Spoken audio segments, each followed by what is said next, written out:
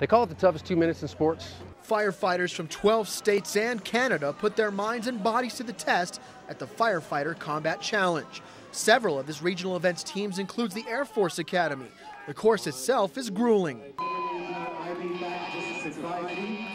Basically simulating fireground activities to include pulling up hose, running up hose, hitting a Kaiser, simulating a dummy drag, and things of that nature. First, competitors climb a 5-story tower while carrying hose. After that, they haul a weight up those 5 flights. From there, a chopping simulator leads to a crisscross run to a hose they must carry and fire off before a teammate drags a 180-pound dummy all the way to the finish line. You hit that spot during that race where you know your body can still go, and you got to tell your mind your body can still go. Among the men and women competing is 45-year-old Air Force Academy firefighter Ron Prettyman. He says he does it to be able to keep up with the demands of the job and to sharpen his skills. Pushing ourselves a little bit as we get older helps us stay in shape so that when we do have to respond, we're able to keep up to pace with what's going on in the fireground. These teams work to the point of near exhaustion just for the love of competition. You just go out there and you pound that course and you run till you got no more and hit the wall.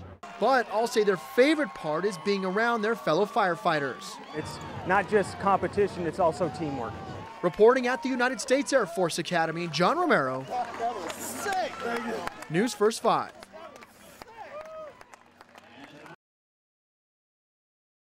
If it would have been just 1 or 2 of us, I mean, God knows what could have happened. A group of Fort Carson soldiers and their friends try to pick up the pieces, their car a bloody mess, after a seemingly senseless hate crime early Saturday morning at this restaurant in northeastern Colorado Springs. Basically got jumped by like 10 or 11 of them at once. Chris, one of the victims and a gay soldier who asked we hide his identity, tells us a group of black men and women took exception to the way one of his friends was dressed. Walked in and immediately one black male started making remarks, faggot. They tried to leave when the shoving started, but they tell us when they went out into the parking lot, it was an ambush. At that point, it was basically a bum rush. Turned around and my friend was laying on the ground being stomped by 6 black males. Chris and his friends, outnumbered, were brutally beaten. Another female friend of mine was trying to fight off 3 or 4 men. 2 were rushed to the hospital with severe injuries, including one with a fractured face. He was bleeding very badly, and at this point, his jaws are wired shut. A friend who was with them earlier that night can't believe it. They just didn't like who we were. They didn't like our lifestyle. And I think that's just ridiculous. Police are looking into the possibility of hate crime charges when the suspects are found. Those basically make it a crime for any kind of bodily injury or even harassment, those kind of things. If it's based on ethnicity, gender, sexual orientation, we can charge people with that. As for Chris, he's still in shock about the entire ordeal. I and a few other friends of mine that were there that night have fought for this country, and you would think that you would get respect for that, but it's apparent that you don't.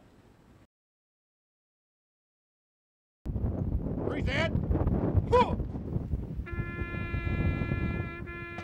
On this Memorial Day, may we hear the voices of the thousands of our fellow Americans who have fallen in the cause of our national freedom. And remember all these men and women that have given their ultimate sacrifice. We cannot forget their sacrifice, so we pause and remember that freedom is not free. May we ever remember those who have gone on before, offering their lives for their country and the cause of freedom. So on this Memorial Day, oh Lord, I pray for peace. I pray for peace in our community, peace in our country, and peace in our world.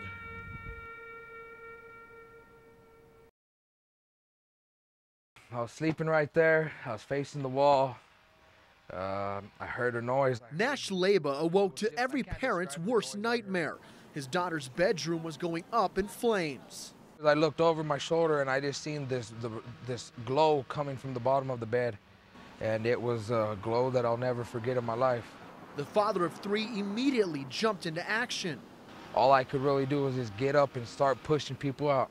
What was going through my mind is just to make sure that my family's safe and make sure that my children were out of harm. He was able to get his girlfriend and children all out of the home safely, but the fire was already taking over the home by then, destroying everything inside. Pretty much it's all lost. The kids' new school clothes burned.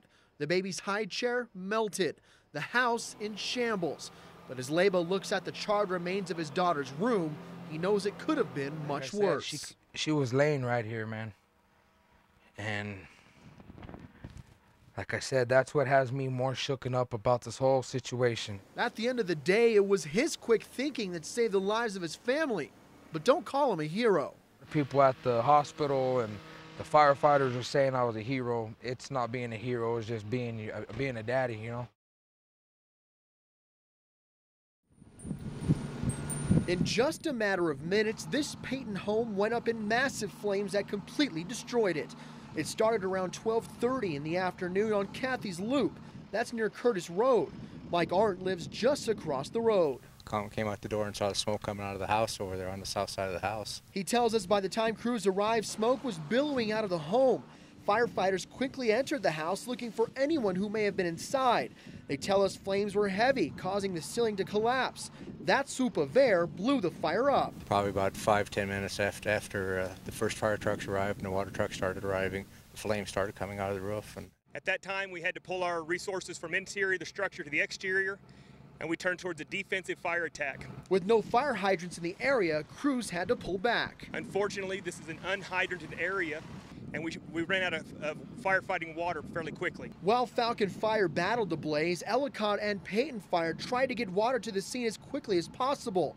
In a rural area, that's not very easy. Every drop of water that we put on this fire, we have to deliver here from about 4 miles away. And we do that in trucks at 2,000 gallons a trip.